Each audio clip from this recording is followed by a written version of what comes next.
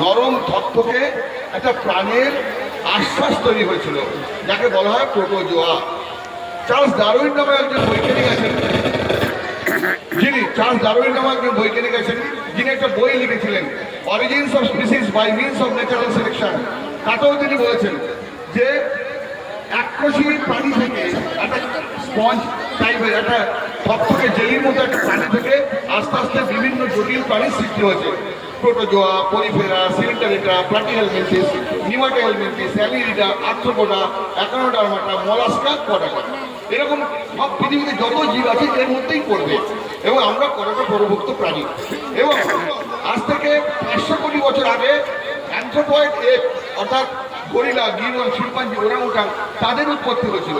তার থেকে আজ থেকে 3 লক্ষ বছর আগে, আজ থেকে 5 লক্ষ বছর আগে গরিলা, গিবন, শিম্পাঞ্জি, ওরাংউটাংয়ের সৃষ্টি হয়েছিল।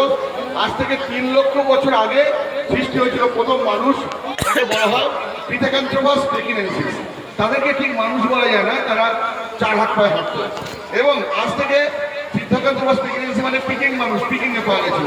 আজ থেকে 1 লক্ষ বছর আগে 2 পায়ে দাঁড়ানো ব্রেনওয়ালা, মস্তিষ্কওয়ালা মানুষের সৃষ্টি হয়েছিল। সেটা পাওয়া গেছিল আফ্রিকার নিয়ান্ডারথাল উপত্যকায়, হোমো স্যাপিয়েন্স নেগাথোলাইসিস। আর আমরা হচ্ছি হোমো স্যাপিয়েন্স স্যাপিয়েন্স। অর্থাৎ আমাদের পরিচয় কি, আমাদের নাম কি? আমাদের নাম কুদ্দুস মোল্লা, হাকিমউদ্দিন শেখ, বাসুদেব ভট্টাচার্য, নীলকান্ত ঘোষ, এইসব কিছু নয়।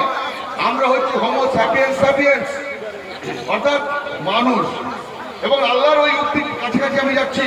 কোরআনে তিনি বলেছেন, সর্বপ্রথম একটি মানব এবং একটি মানবীকে আমি সৃষ্টি করিয়াছি। সেই 1 লক্ষ বছর আগে পাওয়া গেছিল 2টো মানুষের কঙ্কাল।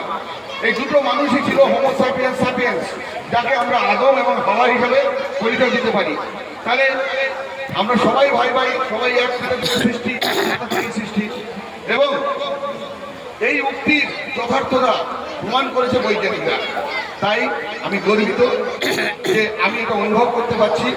এই মঞ্চে যারা উপস্থিত আছেন এবং সামনে যারা উপস্থিত আছেন, আমি সকলেরই আত্মীয়। আমি হিন্দু নই, আমি মুসলিম নই। আমি হিন্দু, আমি মুসলিম, আমি মানুষ, আমি হোমো স্যাপিয়েন্স স্যাপিয়েন্স, আমি আধুনিক মানুষ। আর এই আধুনিক মানুষের মধ্যে আমি সর্বশ্রেষ্ঠ মানুষের অলঙ্কার পরাবো, মালা পরাবো বিশ্বনবী হযরত মুহাম্মদকে। কেন পরাবো? যীশুখ্রিস্টের জন্মের 570 বছর পর আরবে, সৌদি আরবে তার জন্ম হয়েছিল। আপনারা জানেন যে সৌদি আরব তখন অন্ধকার কুসংস্কারের মধ্যে ডুবেছিল। মানুষে মানুষের বিদ্বেষ, মানুষে মানুষে মারমারি, মানুষে মানুষের কলহ, দুর্বলের প্রতি সবলের অত্যাচার, নারী জাতির প্রতি অত্যাচার। কারোর বাড়িতে যদি একাধিক কন্যা সন্তান জন্মগ্রহণ করে, তাকে মাটিতে গর্ত করে, তাকে তার মাথাটা গর্তের মধ্যে ঢুকিয়ে তাকে মেরে দেওয়া, এই সমস্ত কুসংস্কার। এবং সমাজে মদখোর, মাতাল, গাঁজাখোর এদের সংখ্যা অনেক বেশি ছিল। আমাদের গীতায় শ্রীকৃষ্ণ বলেছেন, পরিত্রাণায় সাধুনাং বিনাশায় চ দুষ্কৃতাং ধর্ম সংস্থাপনার্থায় সম্ভব আমি যুগে যুগে।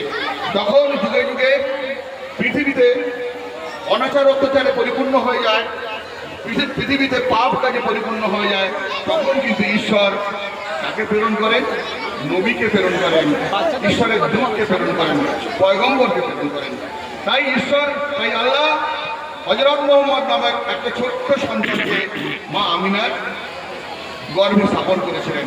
তিনি যখন গর্ভে এসেছিলেন তখন তার বয়স, তার তিনি যখন গর্ভে ছিলেন তখন তার বাবা 6 মাস, তার 6 মাস যখন গর্ভে তখন মারা গেছেন। তার মা তার জন্মের 6 বছর পরে তিনি মারা গেছেন। এবং তিনি, আপনারা জানেন সবাই, এগুলো পুরনো কথা, তিনি তার দাদার কাছে মানুষ হয়েছিলেন। দাদা মারা যাওয়ার পর কাকার কাছে মানুষ হয়েছিলেন। কেন এই কথা বলা? তার কারণ হচ্ছে তিনি অত্যন্ত অভাবের মধ্যে মানুষ হয়েছিলেন। তিনি পড়াশোনার সুযোগ পাননি। সেই সময় স্কুল কলেজ তৈরি হয়নি বেশি। তিনি পড়াশোনার সুযোগ না পাওয়া সত্ত্বেও তিনি কিন্তু বিশ্বের সেরা জ্ঞানী, মহাজ্ঞানী। কীভাবে হলো মহাজ্ঞানী? তার বাল্যকাল মেষ পালনে কেটে গেছে। তার যৌবনকালের বেশিরভাগ অংশই ব্যবসা বাণিজ্যে কেটে গেছে।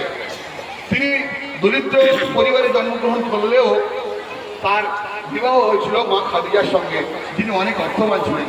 তার আনুকূল্যে এসে তিনি ব্যবসায়ী হয়েছিলেন, অনেক সম্পত্তি অর্জন করেছিলেন। কেন আমি সম্পত্তির কথা বলছি? এত সম্পত্তি থাকা সত্ত্বেও তিনি কিন্তু গরিবদের মধ্যে সম্পত্তি বিলিয়ে দিয়েছিলেন। যে নবী হযরত মুহাম্মদ, যার কথা আমি বলছি, যার কথা প্রত্যেকটা জায়গাতে, প্রত্যেকটা ক্ষেত্রে, প্রত্যেকটা জাতিতে, প্রত্যেকটা দেশে, প্রত্যেক মানুষ যার নামে মাথা নত করে, সেই হযরত মুহাম্মদ কিন্তু আপনাদের ইসলাম ধর্মের প্রচারক। তিনি 40 বছর বয়সে তিনি নবুয়ত লাভ করেন, সেটা জানেন। হেরা গুহাতে তিনি দীর্ঘদিন ধ্যানমগ্ন অবস্থায় থাকার পরে জিবরাইল এসে তাকে ইনার এনলাইটেনমেন্ট অর্থাৎ জ্ঞান আলোক বর্তিতা পর্যন্ত যান, তাকে জানিয়ে যান ঈশ্বর তোমাকে জ্ঞান করেছে, তুমি ঈশ্বরের বাণীকে সমস্ত পৃথিবীকে প্রচার করো, সম্প্রসারণ করো, এবং তুমি মহাজ্ঞানী, তোমাকে সমস্ত জ্ঞান দেওয়া হলো। অর্থাৎ আমরা যদি প্রশ্ন করি who is the teacher of Mohammad, সেই প্রশ্নের জবাবে কেউ দিতে পারবে না। Nobody is the teacher of Mohammad. হযরত মুহাম্মদের কোনো শিক্ষক ছিল না, কারো কাছ থেকে তিনি জ্ঞান অর্জন করেননি। অথচ আল্লাহ যে জিবরাইল তাকে ইনার এনলাইটেনমেন্ট দান করেছিলেন, জ্ঞান আলোক বর্তিকা দান করেছিলেন, সেই জ্ঞান আলোক বর্তিকার সঙ্গে সঙ্গে তিনি কোরআনকে পেয়েছিলেন। একটু ভালো করে মনে করে দেখুন যে যীশু খ্রিস্ট জন্মগ্রহণ করেছিলেন তার 620 বছর পরে, তার 620 বছর পরে কোরআন পেয়েছি আমরা হাতে। এত বড় একটা ধর্মগ্রন্থ, যে ধর্মগ্রন্থের মধ্যে ধর্ম, সাহিত্য, জ্ঞান, বিজ্ঞান, স্থাপত্য শিল্প, ভাস্কর্য শিল্প সমস্ত কিছু নিহিত আছে। সেই কোরআন আমরা পেয়েছি 620 সালে খ্রিস্টাব্দে, মানে 20 বছর পরে। অর্থাৎ আমরা এই ধর্মগ্রন্থের মধ্যে 620 খ্রিস্টাব্দের আগে পর্যন্ত যা সব ধর্মগ্রন্থ প্রচলিত হয়েছে, সমস্ত ধর্মগ্রন্থের যা নির্যাস, যা সারমর্ম, যা ভালো কিছু, সবের মধ্যে ঢোকানো আছে। তাই বলা হয় যে কোরআন ইসলামের যেমন ধর্ম, কোরআন পৃথিবীর সর্বশ্রেষ্ঠ ধর্ম। তো এই যে নবী যে ধর্ম লাভ করলেন, আমরা দেখেছি নবী যে ধর্মের মানে পুস্তক লাভ করলেন, আমরা দেখেছি যখন কোরআন প্রথম আসলো নবীর হাতে, সেই সময় কিন্তু কোনো ইসলাম ধর্মের লোক ছিল না, একটাও মানুষ ছিল না। ইসলাম ধর্মাবলম্বী একটাও মানুষ ছিল না 620 বছরের আগে। কে ছিল?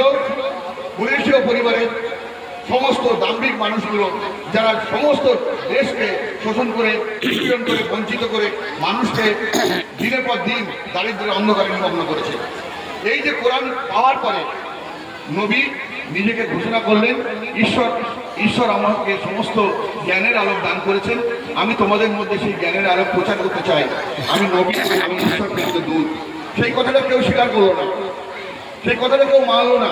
কারণ একটা ভালো কিছু যখন করা হবে, আমাদের গ্রামেই যখন কোনো ভালো কিছু করা হবে না, তখন কিন্তু বাধা দেওয়ার অনেক লোক। তিনি সর্বপ্রথম নিজের স্ত্রীকে তিনি ইসলাম ধর্মে দীক্ষিত